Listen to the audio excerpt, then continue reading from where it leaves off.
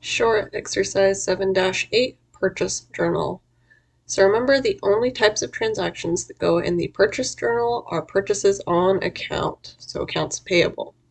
It says use the following purchases journal to record the transactions. And usually they give us some more instructions here, telling us that if a box is not used, to leave it empty and do not enter any zeros. Notice they have a dedicated debit column for the merchandise inventory and the supplies. So they must purchase these two items on account quite often.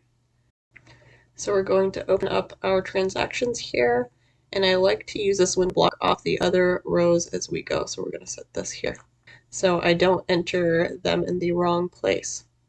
So we're going to start by entering October 1st for our first transaction.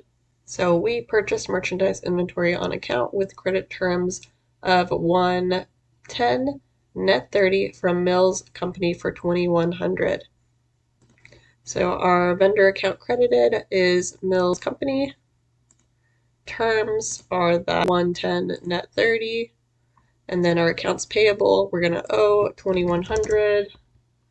And then what did we get in return for that accounts payable? 2100 worth of merchandise inventory. So a debit to increase merchandise inventory that we're getting, and a credit to accounts payable to increase accounts payable because now we owe more money. All right. That does it for the first transaction, so let's scoot this down. So now we have October 11th. So we purchased supplies on account from Briscoe Company for 250. Terms are net by the end of month. That's what that EOM stands for.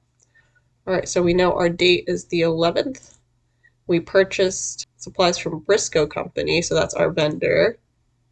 And then our terms are that net end of month. And then we are owing more by $250, so we know we have $250 more of accounts payable because we are getting supplies. So again, our supplies are going to be increasing. So which one is that? It's here, supplies debit. We're getting $250 of supplies. And one thing you may notice in this problem is the debits do not come first in the purchase journal because the debits and credits are reversed on here. They do this as a purchase journal. Everything in here is bought on account, so that's why accounts payable comes first in this purchase journal. Therefore, they put this commonly used account first. All right, and now we are on our last transaction, October 24th. What is going on here?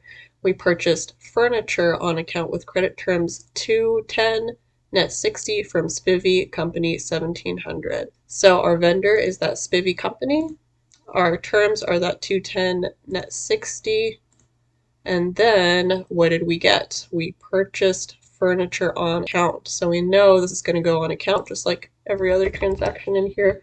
So we have $1,700 more that we owe on account. And then for the other account, we have purchased furniture. Do we see a furniture debit here? No. So that is going to go in the other account debit. So this is going to be $1,700 worth of furniture that we're buying, and that is going to be their furniture listed in that list for us. All right, let's minimize this and check our answer. Nice work.